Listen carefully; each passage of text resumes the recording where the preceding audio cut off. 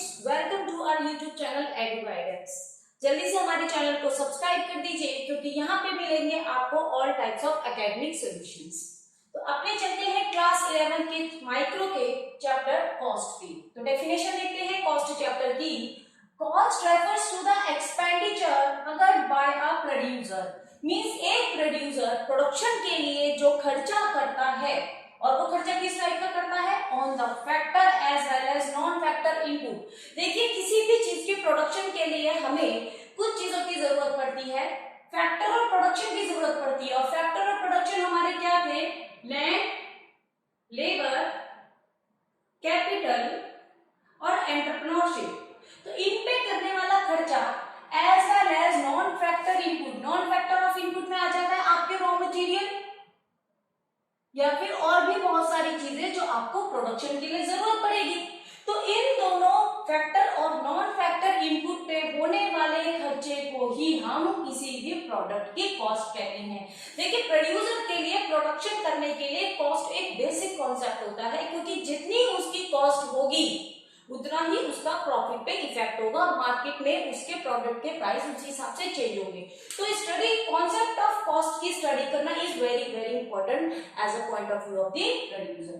तो उसको अगर टोटल कॉस्ट निकालनी होगी तो इकोनॉमिक्स में टोटल कॉस्ट होगी हमारी explicit cost plus implicit cost. यहाँ पे इकोनॉमिक्स में कॉस्ट दो पार्ट्स में डिवाइड होती है, एक्सप्लिसिट और इम्प्लिसिट। एक्सप्लिसिट कॉस्ट आपकी वो कॉस्ट है जो मार्केट से परचेज की हुई है, देखिए, और इम्प्लिसिट कॉस्ट आपकी वो कॉस्ट है जो कि मार्केट से नहीं परचेज करी, सेल्फ इंप्यूटेड है, यानी अपनी खुद की लगाई हुई है। एग्जांपल के साथ समझते हैं। देखिए मान लीजिए एक शॉपकीपर है, अगर वो अपने शॉप पे किसी पर्सन को हायर करता है एज अ लेबर, तो वो एक्सप्लिसिट कॉस्ट है, क्योंकि उसने मार्केट से उसे हायर किया है, उसको उसकी पेमेंट करनी है, तो such type of cost is my explicit cost. पर अगर वो अपनी शॉप पे खुद ही काम कर रहा है एंड सेल्फ एम्प्लॉयड इनपुट, तो ये हो गई उसकी इम्प्लिसिट कॉस्ट। अगर किसी पर्सन ने पैसा मार्केट से इंटरेस्ट पे उठा के कैपिटल को अरेंज किया है, तो वो हो गई उसकी एक्सप्लिसिट कॉस्ट। अगर वही उसने अपनी सेविंग को तोड़ के पैसा अपने बिजनेस में लगाया है, तो उस सेविंग पे, उस कैपिटल पे जो इंटरेस्ट है वो है उसकी इम्प्लिसिट कॉस्ट। अगर किसी ने लैंड को, यहाँ पे मेरे फैक्टर प्रोडक्शन में लैंड भी होता है, अगर मैंने लैंड को बाहर से लिया है, मींस उसको हायर किया है, उसका मैं रेंट देती हूँ, तो वो है मेरी एक्सप्लिसिट कॉस्ट। और अगर ये मेरी अपनी लैंड है, मेरा अपना कोई प्लॉट है, अपना शॉप है या अपना फैक्ट्री है, वहां पे मैं अपना काम करती हूँ, तो उसका रेंट है मेरा इम्प्लिसिट कॉस्ट। ऐसे ही यहाँ पे labour, capital, means in short I can say explicit cost आपने मार्केट से हायर किया है, जबकि इम्प्लिसिट कॉस्ट आपका खुद का कॉस्ट है। इन्हें मेजर कैसे करते हैं, एक्सप्लिसिट कॉस्ट में आपकी जो परचेजिंग इनपुट है, यानी जितना आपने खर्च किया वो उसकी कॉस्ट है, जबकि इनपुट में आपकी सेल्फ इनपुट, सेल्फ ओन यानी अपनी खुद की है, तो इसका एस्टिमेशन आप सिर्फ एस्टिमेशन कर सकते हैं कि अगर मैं 50,000 की सैलरी पे काम करता, पर मैंने अपनी जॉब को छोड़ दिया है और मैं शॉप चला रहा हूं, तो एटलीस्ट 50,000 मेरा बनता ही है। तो इस तरीके से इकोनॉमिक्स में total cost equal to explicit cost plus implicit cost. इसके छोटे छोटे न्यूमेरिकल्स भी आते हैं, आइए देखते हैं। सो स्टूडेंट्स यहाँ पे कॉस्ट के लिए एक छोटा सा न्यूमेरिकल लेते हैं। लीविंग अ जॉब ऑफ ₹40,000, पहले हम फॉर्मूला लिख लेते हैं। हमारी टोटल कॉस्ट होती है explicit cost plus implicit cost. Explicit जो हम मार्केट से परचेज कर रहे हैं और इम्प्लिसिट कॉस्ट हमारी खुद की कॉस्ट। तो यहाँ पे छोटे छोटे न्यूमेरिकल्स आते हैं 2 मार्क्स के। जैसे न्यूमेरिकल कहता है कि अगर कोई इंसान 40,000 की अपनी जॉब छोड़ देता है और अपने प्लॉट को खाली कराता है, जिसकी रेंट उसे 50,000 आता था, तो ये हमारी इम्प्लिसिट कॉस्ट है। देखिए 40,000 की उस पर्सन की जॉब हो सकती थी जो उसने छोड़ दी है, 50,000 का उसका रेंट हुआ करता था प्लॉट का जो उसने खाली करवा दिया है, यानी एक तरीके से उसका 90,000 का खर्चा हो चुका है। भाई उसे बिना काम करे 40,000 रुपए उसे फ्री में आते क्योंकि वो जॉब करता, 50,000 उसे रेंट में आते, तो 90,000 उसकी इनकम थी। पर instead of getting this income उसने क्या किया, उसने प्लान किया कि वो बिजनेस करेगा, तो उसकी ये हो गई इम्प्लिसिट कॉस्ट, क्योंकि अब ये सैक्रिफाइस उसने कर दी है। इसके साथ आगे क्वेश्चन कहता है कि अब उसने 10 लाख रुपीस के गारमेंट शॉप में खर्चा किया, ये हो गया उसका खर्चा। एक्सप्लिसिट कॉस्ट क्योंकि उसने मार्केट से रॉ मटेरियल खरीदा, फर्नीचर खरीदा या कुछ भी खरीदा और इस तरीके से उसने इन्वेस्टमेंट करी बिजनेस में। तो अब हमारे पास आता है क्वेश्चन कि उसकी टोटल कॉस्ट कितनी हुई। आई विल से उसकी टोटल कॉस्ट हो गई 10,90,000 रुपीज। ये हो गई हमारी टोटल कॉस्ट बिजनेस की। तो ऐसे छोटे छोटे न्यूमेरिकल्स हमारे 1 to 2 मार्क्स में आते हैं। तो स्टूडेंट यहाँ पे एक इंपॉर्टेंट पॉइंट है कि selling cost is not equal to the production cost. देखिए मार्केट में कोई भी प्रोड्यूसर जब किसी प्रोडक्ट को रेडी करता है, मान लीजिए उसको प्रोडक्ट की कॉस्टिंग 100 रुपए पड़ती है, तो उसे ओवरहेड एक्सपेंसेस भी कुछ देने पड़ते हैं, जिसे उसे एडवर्टीजमेंट करनी पड़ेगी, उसे पैकिंग करनी पड़ेगी, उसे बहुत सारे एजेंट्स को कमीशन देनी पड़ेगी। तो यहाँ पे उसका जो सेलिंग कॉस्ट होगा it will be higher than the production cost. तो यहाँ पे सेलिंग कॉस्ट अलग होगा, उसके बाद उसका मार्केट प्राइस भी अलग हो सकता है। मार्केट प्राइस वो प्राइस होंगे जिसमें टैक्स भी इंक्लूडेड होंगे या फिर सब्सिडी रिड्यूस कर रखी होगी। इट में बी हायर की 150 रुपीज हो, इट में बी लोअर दैट्स 120 रुपीज हो, क्योंकि गवर्नमेंट ने सब्सिडी दे रखी है। तो इकोनॉमिक्स में हमें सेलिंग कॉस्ट पे और मार्केट प्राइस पे स्टडी नहीं करनी है। राइट नाउ हमारा फुल फोकस रहेगा प्रोडक्शन कॉस्ट पे। तो यहाँ पे हम मान के चलते हैं कि एक प्रोड्यूसर का प्रोडक्शन कॉस्ट ₹100 है। यहाँ पे हमारा इकोनॉमिक्स में जो टर्म्स होता है वो 2 पार्ट्स में डिवाइडेड होता है, शॉर्ट रन कॉस्ट और लॉन्ग रन। तो शॉर्ट रन के बारे में पढ़ते हैं पहले। शॉर्ट रन में हमारे 2 कॉस्ट होती है, फिक्स्ड कॉस्ट और वेरिएबल कॉस्ट। देखिए स्टूडेंट्स, हमने अपने प्रीवियस चैप्टर में बताया था, जो कि हमारा प्रोडक्शन चैप्टर था, कि शॉर्ट रन में प्रोडक्शन के 2 तरीके के फैक्टर्स होते हैं, फिक्स्ड फैक्टर और वेरिएबल फैक्टर्स। फिक्स्ड फैक्टर और प्रोडक्शन हमारे वो फैक्टर और प्रोडक्शन होते हैं जो फिक्स रहते हैं, जैसे हमारी लैंड फिक्स रहेगी, हमारी कैपिटल फिक्स रहेगी शॉर्ट रन में। और वेरिएबल फैक्टर्स हमारे वो फैक्टर्स होते हैं दैट कैन बी वेरी, जो चेंज हो सकते हैं। कौन से फैक्टर्स चेंज हो सकते हैं? रॉ मटेरियल बढ़ाए जा सकते हैं, लेबर बढ़ाई घटाई जा सकती है, पर नया plant and machinery short run में नहीं लगाया जा सकता। तो यहाँ पे हमारी फिक्स्ड कॉस्ट क्या होगी? फिक्स्ड फैक्टर पे, फिक्स्ड एसेट पे खर्च करी हुई कॉस्ट हमारी फिक्स्ड कॉस्ट है, और वेरिएबल फैक्टर्स पे खर्च करी हुई कॉस्ट हमारी वेरिएबल कॉस्ट है। एग्जांपल लेते हैं, जैसे लैंड का अगर रेंट जाता है तो वो फिक्स रहेगा, that is a fixed cost. चाहे अब कंपनी 0 लेवल ऑफ प्रोडक्शन पे ही क्यों ना हो, चाहे वो फैक्ट्री में ताला मार के बैठी हो, पर रेंट तो देना पड़ेगा ना। कैपिटल का इंटरेस्ट ले देना ही पड़ेगा इरिस्पेक्टिव ऑफ द प्रोडक्शन, चाहे प्रोडक्शन कंपनी बढ़ाए घटाए या कुछ ना करे, पर उसका इंटरेस्ट देना पड़ेगा।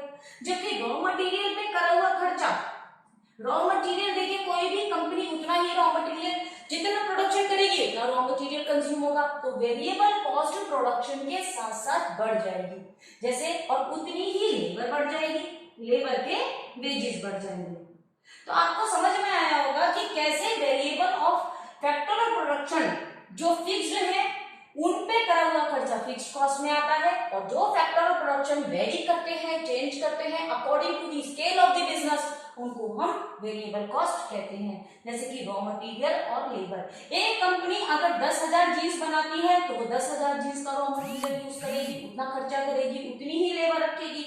और अगर कोई कंपनी 1 लाख जीन्स बनाती है तो उस पर रॉ मटेरियल का एक्सपेंडिचर भी ज्यादा हो जाएगा और उसकी लेबर भी ज्यादा हो जाएगी। तो आइए देखते हैं प्रिंसिपल कंपोनेंट्स ऑफ कॉस्ट, यानी फिक्स्ड कॉस्ट और वेरिएबल कॉस्ट में बेसिकली कौन कौन सी चीजें आती है। Expenditure on machine and plant. देखिए मशीन एंड प्लांट पे जितना भी खर्चा करते हैं वो फिक्स है, यानी उन पे होने वाले खर्चा चाहे आपका 0 लेवल ऑफ प्रोडक्शन क्यों ना रहे वो काउंट होगा ही होगा। साथ में expenditure on the land and building, land and building जो आपने खड़ी कर दी उसका खर्चा तो मंथली काउंट होगा ही होगा या एनुअली काउंट होगा ही होगा, irrespective of the level of production. चाहे कंपनी लाख लगा के क्यों ना बैठ जाए, पर लैंड और लेबर पे करा हुआ खर्चा, मशीनों पे करा हुआ खर्चा तो फिक्स्ड कॉस्ट प्रोडक्शन में काउंट होगा ही। साथ में लाइसेंस फीस एनुअली या फिर according to the terms regular पे की जाती है। इस बात से जैसे फार्मेसी का हो गया, किसी भी तरीके का लीगल वगैरह के लिए लाइसेंस लेना पड़ता है, तो लाइसेंस फीस आपको पे करनी ही करनी है, किसी प्रोड्यूसर को पे करनी ही करनी है, irrespective of the sale, irrespective of the level of production. साथ में wages and salary of the permanent staff. देखिए बड़ी बड़ी कंपनीज एक फिक्स लॉयर, सीए या कंसल्टेंट अपने पास रखती है तो उनकी फीस रेगुलर जाएगी ही जाएगी, चाहे प्रोडक्शन जीरो लेवल पे क्यों ना हो। जबकि वेरिएबल कॉस्ट मेरी प्रोडक्शन लेवल के साथ साथ चेंज होगी। इसमें क्या क्या आएगा, कॉस्ट ऑफ रॉ मटेरियल। जैसे पहले भी बताया था 10,000 जीन्स बनाने के लिए 10,000 जीन्स का स्टफ उतना कपड़ा चाहिए और 1,00,000 जीन्स बनाने के लिए 1,00,000 का कपड़ा चाहिए। तो यहाँ पे रॉ मटेरियल की कॉस्ट अप एंड डाउन होगी according to the level of production. साथ में wages of the casual worker. देखिए 10,000 जीन्स बनाने के लिए अगर 100 लेबर की जरूरत है तो 1,00,000 जीन्स बनाने के लिए 1,000 लेबर की जरूरत है। तो यहाँ पे जो लेबर होगी आपकी कैजुअल लेबर वो भी according to the production up and down होती रहेगी। साथ में expenses on electricity and wear and tear और एक्सपेंसेस यानी डेप्रिसिएशन। मशीनें जितना ज्यादा चलेगी उतनी ज्यादा इलेक्ट्रिसिटी लगेगी तो बिजली के बिल उतने ही आएंगे, और जितनी ज्यादा मशीनें चलेंगी उतनी उनकी वैल्यू घटेगी यानी मशीनें घिसेंगी, जिसे हम डेप्रिसिएशन भी कहते हैं, यानी मशीनें पुरानी होगी और रेगुलर उनकी मेंटेनेंस पे खर्चा होगा। तो variable cost totally relates to the level of production, जबकि फिक्स्ड कॉस्ट आपकी फिक्स रहेगी चाहे आप प्रोडक्शन ज्यादा करें या कम करें। आइए चलते हैं इनके ग्राफ्स और न्यूमेरिकल्स के। चलिए चलते हैं टोटल कॉस्ट और वेरिएबल कॉस्ट के ग्राफ्स के और इनके ग्राफ्स कैसे होते हैं। जैसे कि डेफिनेशन ही बता दी थी, फिक्स्ड फैक्टर पे करा हुआ एक्सपेंडिचर आपका total cost, total fixed cost होता है। तो यहाँ पे अब आपका टोटल, क्योंकि कॉस्ट फिक्स है यानी फिक्स्ड फैक्टर ऑफ प्रोडक्शन पे रेगुलर खर्चा होगा। ये फैक्टर कौन से थे मेरे, लैंड, लेबर, लाइसेंस फीस, यानी इन पे खर्चा होगा ही होगा चाहे आपका प्रोडक्शन कैसा रहे। तो यहाँ पे हम एक्स एक्सिस पे लेते हैं आपकी आउटपुट और वाई एक्सिस पे लेते हैं आपकी फिक्स्ड कॉस्ट। तो सपोज कीजिए फिक्स्ड कॉस्ट अगर 10 यूनिट्स की बनती है, ये 10,000, 10 लाख या कुछ भी हो सकता है, तो 10 यूनिट्स है, चाहे अब आप 0 लेवल ऑफ प्रोडक्शन करें आपको 10 रुपए खर्च करने हैं, आप 1 लेवल ऑफ प्रोडक्शन करें तो भी 10 रुपए ही खर्च होंगे, 2 पे भी, 3 पे भी और 4 पे भी, 5 पे भी। तो सिमिलरली लाइक दैट यहाँ पे ये जो लाइन बनती है एक्स एक्सिस के पैरेलल बनती है, इसे टीएफसी टोटल फिक्स्ड कॉस्ट भी कहते हैं। तो यहाँ पे आपने देखा जो प्रोडक्शन मेरा कुछ भी रहे मेरा कॉस्ट चलता रहेगा। ये कॉस्ट है एक तरीके से मेरी रेंट की, मेरे इंटरेस्ट की, मेरे बिल्डिंग पे करे हुए खर्चे की, चाहे मैं फिक्स में प्रोडक्शन करूं या ना करूं। तो वेरिएबल कॉस्ट का ग्राफ जबकि थोड़ा कर्वी रहेगा, ये समझते हैं कैसे। यहाँ पे भी हमने एक्स एक्सिस पे आउटपुट लिया है और वाई एक्सिस पे हमने लिया है टोटल वेरिएबल कॉस्ट। तो 0 लेवल पे मेरा कोई कॉस्ट नहीं है, क्यों, क्योंकि मेरा रॉ मटेरियल क्या है, जब मैंने कुछ प्रोडक्शन ही नहीं किया तो मेरा रॉ मटेरियल रहेगा 0, मेरी कैजुअल लेबर की सैलरी भी रहेगी 0, क्योंकि अब मैं किसी को हायर ही नहीं करूंगी, मेरा इलेक्ट्रिसिटी बिल भी रहेगा 0। तो इस तरीके से 0 लेवल पे 0, फर्स्ट लेवल पे थोड़ा और बढ़ेगा, टू सेकंड लेवल पे और, थर्ड लेवल पे और, फोर्थ लेवल पे और, ऐसे करके जैसे जैसे मेरा लेवल चेंज होगा ये मेरा बढ़ता जाएगा। आपने देखा ये मेरा स्ट्रेट लाइन में नहीं बढ़ रहा है, ये मेरा ऐसे करके स्ट्रेट लाइन में नहीं बढ़ रहा है, ये कर्वी है। भाई क्योंकि एक प्रोड्यूसर जितना number of units raw material की खरीदता है उसे सामान सस्ता पड़ता है, और सस्ता करने के कारण उसकी प्रोडक्शन की कॉस्ट धीरे धीरे घटने भी लगती है। यानी अगर मैं 10,000 जीन्स का मटेरियल खरीदती हूँ तो मुझे 20,000 का मटेरियल चीप पड़ेगा, उसका डबल नहीं पड़ेगा, 10,000 का थोड़ा चीपर हो जाएगा, क्योंकि अब मैं बल्क में सामान खरीदूंगी तो मुझे डिस्काउंट भी अच्छा मिलेगा। तो आइए आगे बढ़ते हैं इनके बारे में। तो आइए हम समझते हैं हम फिक्स्ड कॉस्ट वेरिएबल कॉस्ट का टेबल कैसे पता चलता है। देखिए अब मेरा 0 लेवल ऑफ प्रोडक्शन है पर फिक्स्ड कॉस्ट मेरी जितनी है मेरी उतनी ही रहेगी। आई विल से कि मेरी फिक्स्ड कॉस्ट 10 यूनिट्स है, 10 रुपीस है। तो अगर मैं 0 यूनिट ऑफ जीन्स प्रोड्यूस करती हूँ तो भी मेरे 10 रुपए खर्च होंगे, 1 करूंगी तो भी, तो मेरी हर यूनिट ऑफ प्रोडक्शन पे ये मेरे 10 रुपए ही खर्च होंगे। इसीलिए हमने इसका ग्राफ स्ट्रेट लाइन बनाया था कि 10 रुपए तो खर्च होंगे ही होंगे टोटल फिक्स्ड कॉस्ट पे। क्लियर है। अब वेरिएबल कॉस्ट देखिए 0 लेवल ऑफ प्रोडक्शन पे मेरा कोई रॉ मटेरियल नहीं आया, मैंने कोई कैजुअल लेबर नहीं रखी, कोई इलेक्ट्रिसिटी खर्च नहीं हुई, मच फैक्ट्री चली ही नहीं, तो मेरा प्रोडक्शन वेरिएबल कॉस्ट हो गई मेरी 0। अब जब मैंने एक जीन्स का प्रोडक्शन किया तो सपोज करिए मेरे 10 रुपए खर्च होते हैं।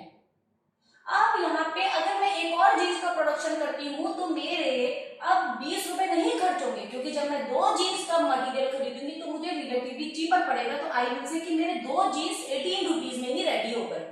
अब मुझे थर्ड नंबर ऑफ जीन्स अगर प्रोड्यूस करना है तो अब मेरा 10 3 30 नहीं लगेंगे, मैं उससे रिलेटिवली कम, सपोज करिए 24 ये मेरा 3 में खर्चा आया। तो जैसे जैसे मैं अपना प्रोडक्शन बढ़ाती जाऊंगी वैसे वैसे आई विल से कि मेरा वेरिएबल कॉस्ट डिक्रीज होता जाएगा एक लेवल तक जाके। अब मेरा टोटल कॉस्ट कितना हुआ, 10 rupees plus 0 rupees 10 rupees, 10 rupees plus 10 rupees 20 rupees, 10 rupees मेरी फिक्स कॉस्ट है, वेरिएबल कॉस्ट 18 तो 28 rupees, 10 rupees fix cost 24 then 34 rupees. ऐसे ही मैं सबका सम करके यहाँ पे लिख दूंगी। तो क्या मैंने देखा वेरिएबल कॉस्ट का ग्राफ मेरा कुछ इस तरीके से होता है। शुरू में ये डिमिनिशिंग रेट से बढ़ता है, डिमिनिशिंग रेट का मतलब बढ़ता तो है पर धीरे धीरे बढ़ता है, और उसके बाद ये एकदम तेजी से बढ़ने लगता है। जबकि टोटल कॉस्ट क्योंकि फिक्स और वेरिएबल का सेम है तो वो भी बिल्कुल सेम बनता है, पर वो जरा ऊपर से बनता है। इसका ग्राफ अभी डिटेल में बात करते हैं। तो चलिए चलते हैं ग्राफ की ओर। आइए देखते हैं ग्राफ कैसे बनेगा। एक्स एक्सिस पे मैंने अपना आउटपुट लिया है, यानी कि मेरा प्रोडक्शन कितना है, और यहाँ है मेरा फिक्स्ड कॉस्ट। तो फिक्स्ड कॉस्ट तो मेरा 10 यूनिट्स है, तो मैं 10 यूनिट्स पे एक स्ट्रेट लाइन खींच दूंगी कि ये 10 रुपीज तो मेरे खर्च होंगे ही होंगे, चाहे मैं प्रोडक्शन करूं या ना करूं। अब मैं देखती हूँ जब मेरा 1 यूनिट ऑफ प्रोडक्शन होता है तो मेरे 10 रुपीज खर्च होते हैं वेरिएबल में। तो यहां से मेरा आई विल से कि 1 यूनिट ऑफ आउटपुट से मेरा ये स्टार्ट हो जाता है वेरिएबल कॉस्ट। उसके बाद ये 18 हो जाएगा 2 पे। तो सपोज करिए मेरा 18 यहाँ पे आता है। इस तरीके से मेरा ग्राफ धीरे धीरे ये बनता चला जाएगा कुछ इस तरीके से। अलग अलग लेवल ऑफ प्रोडक्शन पे मेरा ये 3rd यूनिट और ऐसे 4th यूनिट पे ये ग्राफ कर्वी होके चला जाएगा। अब जब मैं इसका समीशन करूंगी तो मैं देखूंगी मेरा टोटल कॉस्ट, टोटल जो कॉस्ट होगा मेरा, ये 0 लेवल से स्टार्ट हुआ है, यहां से टोटल कॉस्ट जो होगा मेरा फिक्स्ड कॉस्ट से स्टार्ट होता है, क्योंकि इसके अंदर टोटल कॉस्ट के अंदर फिक्स्ड कॉस्ट इंक्लूड होती है। तो ये भी सेम शेप लेगा है, बिल्कुल इसके पैरेलल ही चलता है कुछ इस तरीके से। तो ये है मेरा टोटल कॉस्ट का कर्व, टोटल वेरिएबल कॉस्ट का कर्व। तो हमने देखा फिक्स्ड कॉस्ट स्ट्रेट लाइन रहती है, वेरिएबल कॉस्ट हमारी 0 लेवल पे 0 रहती है, उसके बाद बढ़ती रहती है, और टोटल कॉस्ट मेरी यहीं से स्टार्ट होती है पर ये कभी भी 0 नहीं होती। क्यों? क्योंकि इसमें फिक्स्ड कॉस्ट इंक्लूडेड होती है। देखते हैं एवरेज वेरी फिक्स्ड कॉस्ट। अब देखिए जैसे जैसे मैं प्रोडक्शन बढ़ाती जाऊंगी जो फिक्स्ड कॉस्ट होगी मेरी सारे नंबर ऑफ आउटपुट में डिस्ट्रीब्यूट हो जाएगी। तो जैसे कि अगर मैंने 0 बनाई तो मेरी fixed cost, average fixed cost 10/0, जिसे हम नॉटिफाई कहते हैं, हम हाइफन लगा के छोड़ देते हैं। अगर मैंने 1 नंबर ऑफ यूनिट का प्रोडक्शन किया तो मेरी एवरेज भी 10/1 आई विल से 10 रुपीज बनी। और अगर मैंने 10 रुपीज में ही 2 यूनिट का प्रोडक्शन कर लिया तो आपकी बात मेरी एवरेज हो गई 5। ऐसे ही 3 यूनिट्स का प्रोडक्शन करने पे आई विल से 3.3, 4 यूनिट का प्रोडक्शन करने पे 2.5, 5 यूनिट का प्रोडक्शन करने पे एवरेज हुआ मेरा 2, और 6 यूनिट का प्रोडक्शन करने पे 1.66। तो इसका ग्राफ देखते हैं। जहां पे मेरा फिक्स्ड का ग्राफ एक स्ट्रेट लाइन होता है टोटल फिक्स्ड कॉस्ट का, वही मेरा एवरेज फिक्स्ड कॉस्ट का वेरिएबल होता है रेक्टेंगुलर हाइपरबोला। ये एमसीक्यू में क्वेश्चन जरूर आता है कि क्या शेप होती है एवरेज फिक्स्ड कॉस्ट की, तो I will say rectangular hyperbola, rectangular hyperbola. और यहाँ पे एक इंपॉर्टेंट पॉइंट आता है, it never touch to any axis, क्योंकि अगर ये वाई एक्सिस को टच कर गया तो इसका मतलब हो जाएगा यहाँ पे मेरी फिक्स्ड कॉस्ट 0 है, जबकि मेरी एवरेज फिक्स्ड कॉस्ट कभी 0 होगी ही नहीं। क्यों नहीं होगी? क्योंकि मेरी फिक्स्ड कॉस्ट कभी 0 नहीं होगी। ना ही एक्स एक्सिस को टच करेगा इस तरीके से, ना ही वाई एक्सिस को टच करेगा। जितना हम प्रोडक्शन बढ़ाते जाएंगे ये उतना नियर टू एक्स एक्सिस चला जाएगा, पर कभी भी टच नहीं करेगा। तो यहाँ पे आप समझ लीजिए इस बात को, एवरेज फिक्स्ड कॉस्ट का ग्राफ की शेप रेक्टेंगुलर हाइपरबोला होगी and it will never meet at any axis. देखते हैं वेरिएबल कॉस्ट का ग्राफ। आइए देखते हैं टोटल वेरिएबल कॉस्ट। देखिए वेरिएबल कॉस्ट की डेफिनेशन प्रोडक्शन लेवल बढ़ेगा, number of more units produce होंगी, खर्चा भी ज्यादा होगा क्योंकि रॉ मटेरियल भी ज्यादा लगेगा। तो हम ये स्टार्ट करते हैं अपने फर्स्ट लेवल पे। मान लीजिए मेरा एक यूनिट प्रोड्यूस करने पे 10 रुपए खर्च होता है, तो उसका एवरेज कितना हुआ 10 डिवाइडेड बाय 1 10। अगर 2 यूनिट्स में प्रोड्यूस करती हूँ तो अब की बार मेरे 18 रुपीज खर्च होते हैं, तो आई विल से मेरा एवरेज हुआ 9। ये 10 18 की जगह 20 क्यों नहीं हुआ? क्योंकि जब मैं रॉ मटेरियल ज्यादा खरीदूंगी तो मुझे दूसरा रॉ मटेरियल सस्ता ही पड़ेगा, तो आई विल से मेरे को सिर्फ 8 रुपीज एक्स्ट्रा देने पड़े एक्स्ट्रा रॉ मटेरियल परचेज करने के लिए। और अगर मैं थर्ड यूनिट ऑफ प्रोडक्शन के लिए स्टार्ट करती हूँ तो अब मुझे सिर्फ 6 रुपीज एक्स्ट्रा देने पड़ेंगे और मेरी 3 जीन्स का रॉ मटेरियल या 3 प्रोडक्ट्स का रॉ मटेरियल मुझे मिल जाएगा और अब मेरा एवरेज हुआ 8 रुपीज। आप देख रहे हैं मुझे सस्ता पड़ता जा रहा है, क्योंकि एक सिंपल सा कॉन्सेप्ट है, जब आप ज्यादा नंबर ऑफ यूनिट्स किसी भी रॉ मटेरियल की आइटम की लेते हैं तो ये हमें चीपर रेट पे मिल जाता है। अब मैंने 6 रुपीज और खर्च किए, 4 पे आया ये मेरा 8 रुपीज। यहां आके स्टैटिक हो रहा है +4। 5 यूनिट्स में मुझे सिर्फ 6 रुपए और देने पड़े एक्स्ट्रा, और मेरा एवरेज हो रहा है 7.6 रुपीज। 6 यूनिट्स के लिए आई विल पे ₹8 मोर, और इस तरीके से मेरा एवरेज आ गया 7.6 एवरेज। 7 यूनिट्स के लिए 62 + 6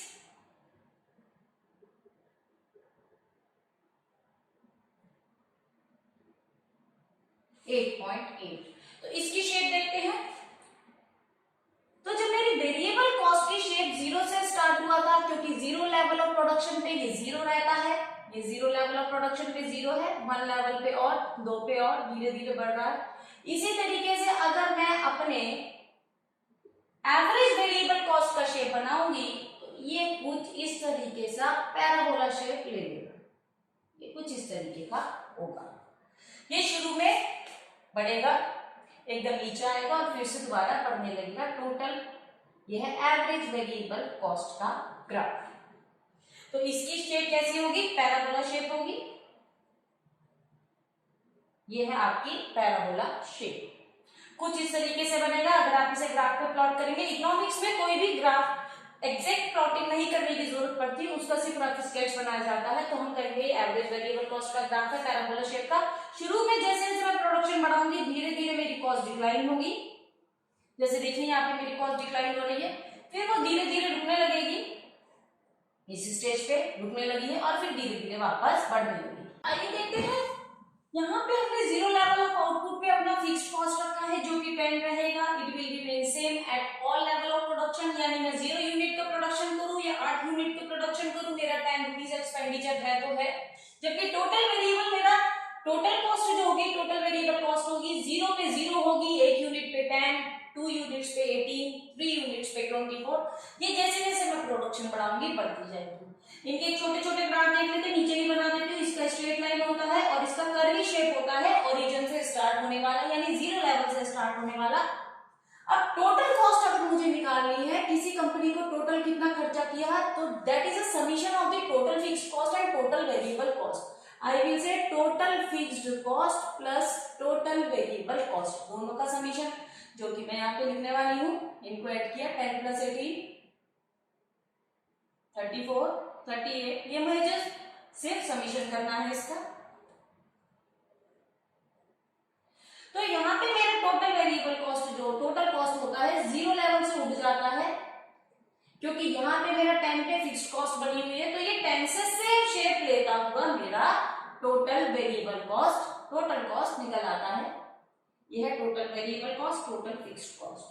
तो यहाँ पे हमें इंपॉर्टेंट बात करनी है मार्जिनल कॉस्ट की। मार्जिनल कॉस्ट क्या है मेरा, कि मेरा कितना मार्जिनल कॉस्ट मेरा है कि मेरा कितना कॉस्ट में इंक्रीमेंट हुआ है, जिसे हम एमसी कहते हैं। MC is basically difference between the previous two, यानी कि मैं कहूंगी MC equal to TCN minus TCN minus 1, यानी कि इन दोनों का डिफरेंस। तो फर्स्ट लेवल में खाली छोड़ देती हूँ, या फिर 10 के आगे अगर मैं टोटल कॉस्ट की बात करूं, यहाँ पे 20 minus 10 10, 28 minus 20 8, 34 minus 24 8, I will से 6। इस तरीके से मैं इसमें इसको सब्ट्रैक्ट करती हूँ 4, इन दोनों को सब्ट्रैक्ट किया 4 6 8 6। तो ये है मेरा मार्जिनल कॉस्ट, जो कि आपने देखा शुरू में घट रहा है और फिर धीरे धीरे बढ़ने लगा। तो इसका ग्राफ देखते हैं मार्जिनल कॉस्ट का।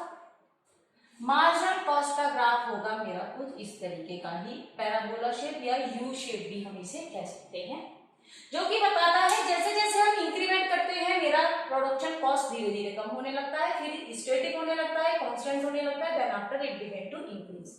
तो बेसिकली मार्जिनल कॉस्ट कुछ नहीं है, वेरिएबल कॉस्ट में होने वाले चेंजेस का ही इफेक्ट है, क्योंकि टोटल कॉस्ट तो फिक्स है।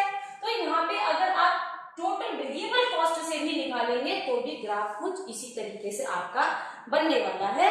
हम बोलेंगे तो marginal cost is basically only the variable cost. Marginal cost एक तरीके की वेरिएबल कॉस्ट ही है। इसके नीचे आने वाला फिर जितना भी शेडेड पोर्शन होगा आई विल से ये टोटल वेरिएबल कॉस्ट ही है। ये क्वेश्चन एमसीक्यू में आता है कि यहाँ पे जो शेडेड पोर्शन है वो क्या शो करता है, वो मेरे को शो करता है टोटल वेरिएबल कॉस्ट। मैं फॉर्मूला लिख सकती हूँ total variable cost equal to summation of marginal cost. अगर मैं इन मार्जिनल कॉस्ट का समीशन वापस करना शुरू कर दूंगी, जैसे कि 10 प्लस 8 18, तीनों का सम करूंगी तो 24, चारों का सम करूंगी 28, तो मैं वापस अपनी टोटल वेरिएबल कॉस्ट पे ही आ जाऊंगी। तो आपने देखा ये इस तरीके से किस तरीके से मेरा ग्राफ होता है और यहाँ पे मेरा न्यूमेरिकल एक रेडी हो जाता है छोटे से क्वेश्चन पे। अब थोड़ा सा ध्यान देते हैं अपने बार बार फ्रीक्वेंटली यूज फॉर्मूले की ओर। आइए देखते हैं मार्जिनल कॉस्ट की डेरिवेशन। देखिए मार्जिनल कॉस्ट होती है मेरा total cost previous second minus first, यानी कि एंड अगर मेरी सेकंड टर्म की और मैं फर्स्ट टर्म का लेस करूंगी तो मेरा मार्जिनल कॉस्ट मुझे मिलता है। अब टोटल कॉस्ट मेरी किसका समीशन होती है? टोटल कॉस्ट में होती है मेरी total fixed cost plus total variable cost. तो मैं दोनों का एन लिख देती हूँ। तो मेरा टोटल कॉस्ट एन स्टेज पे क्या होगी? इन दोनों का समीशन। और n-1 स्टेज पे मेरी टोटल कॉस्ट क्या होगी? TVC n-1 plus total fixed cost n-1। देखिए कोई भी कॉस्ट मेरी वेरिएबल कॉस्ट और फिक्स्ड कॉस्ट से मिलकर बनती है। अगर मान लो ये मेरी 10th पोजीशन है, n मैं कहूंगी 10th पोजीशन है, तो 10th पोजीशन की टोटल कॉस्ट कितनी हुई? 10th पोजीशन की variable cost plus 10th position की फिक्स्ड कॉस्ट। और उससे प्रीवियस 10 का आई विल से 9th पोजीशन की मेरी टोटल कॉस्ट क्या होगी?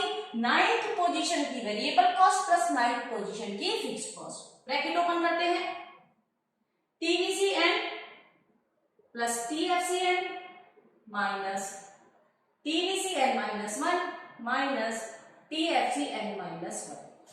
तो आपने पता है आपको कि फिक्स्ड कॉस्ट तो मेरी हर लेवल पे सेम रहती है, चाहे वो 10th पोजीशन पे हो, 9th पोजीशन पे हो, 0 पोजीशन पे हो या 100 पोजीशन पे हो, तो ये दोनों एक दूसरे से कैंसिल आउट हो जाते हैं। I can say TCN- is equal to TCN-1 by total fixed cost always remain same। ये तो कांस्टेंट होती है, ये तो कभी चेंज होगी ही नहीं, तो ये एक दूसरे से कैंसिल आउट हो जाती है। तो मैं कहूंगी कि मेरा TVCN-1 हो गया मार्जिनल कॉस्ट के इक्वल। तो यहाँ पे हमारी डेरिवेशन है छोटी सी, 1 या 2 नंबर में इंपॉर्टेंट क्वेश्चन आ जाता है कि कैसे हमारा मार्जिनल कॉस्ट जो कि टीसी से हो निकलता है वो टीवी पे आके वेरिएबल कॉस्ट पे आके रुक जाता है। आइए एक इंपॉर्टेंट रिलेशनशिप देखते हैं टोटल कॉस्ट और मार्जिनल कॉस्ट में। जैसा हमने बताया था टोटल कॉस्ट हमेशा टोटल फिक्स्ड कॉस्ट के ऊपर से स्टार्ट होती है। तो मैं कहूंगी ये मेरी टोटल फिक्स्ड कॉस्ट है जो कि 10 रुपए है, यानी 10 रुपीज मेरे खर्च होंगे ही होंगे, चाहे मैं 0 लेवल ऑफ प्रोडक्शन करूं या फिर 10 लेवल ऑफ प्रोडक्शन करूं। जबकि मेरी टोटल कॉस्ट जो कि टोटल वेरिएबल कॉस्ट के ही इक्वल आ जाती है, टोटल वेरिएबल कॉस्ट और टोटल फिक्स्ड कॉस्ट के इक्वल होती है, वो मेरी कर्वी शेप में कुछ इस तरीके से जाती है। तो मार्जिनल कॉस्ट क्या होता है मेरा? मार्जिनल कॉस्ट होता है मेरा total cost divided by total cost n minus total cost n-1, जो कि मैंने प्रीवियसली एक्सप्लेन किया था total variable cost at n minus total variable cost at n-1 के इक्वल होता है। तो इसकी रिलेशनशिप देखते हैं। तो यहाँ पे हम देखते हैं मार्जिनल कॉस्ट जो होती है आपकी इस तरीके से एस्टिमेटेड की जाती है।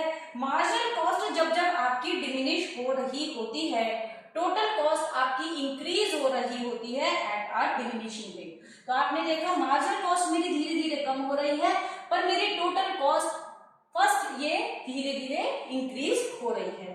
देन आफ्टर मैं कहूंगी मार्जिनल कॉस्ट मेरी अचानक से राइज होनी स्टार्ट हो जाती है। आप देख रहे हैं ये ऊपर होनी शुरू हो गई। मार्जिनल कॉस्ट मेरी स्टार्ट होनी जब शुरू हो जाती है तब मेरी टोटल कॉस्ट इंक्रीजिंग रेट से यानी स्पीड से बढ़ने लगती है। और जब मार्जिनल कॉस्ट अपने लोएस्ट पॉइंट पे होती है, सपोज कीजिए मेरा लोएस्ट पॉइंट है, ये मेरा लोएस्ट पॉइंट पे होता है, then TP stops increasing at a decreasing rate. यहाँ पे अभी धीमी रेट से बढ़नी बंद हो गई है, यहाँ से इसमें स्पीड बढ़ रही है, यानी कि कॉस्ट कंपनी की बढ़ने लगी है और कॉस्ट बढ़ेगी तो प्रॉफिट अपने आप धीरे धीरे कम होगा। तो ये थी मेरी एक रिलेशनशिप टोटल कॉस्ट और मार्जिनल कॉस्ट के बीच में। तो दोस्तों ये था हमारा क्लास 11 के माइक्रो का chapter cost. Please hit the like button अगर आपको ये चैप्टर यूजफुल लगा हो, ये वीडियो अच्छा लगा हो तो आप हमारे प्रीवियस चैप्टर के वीडियोस भी देख सकते हैं। यहाँ पे आपको सभी तरीके के एकेडमिक सॉल्यूशन मिलते हैं। Please don't forget to like, share and subscribe our channel. मिलते हैं अपने नेक्स्ट वीडियो के साथ। Thank you so much.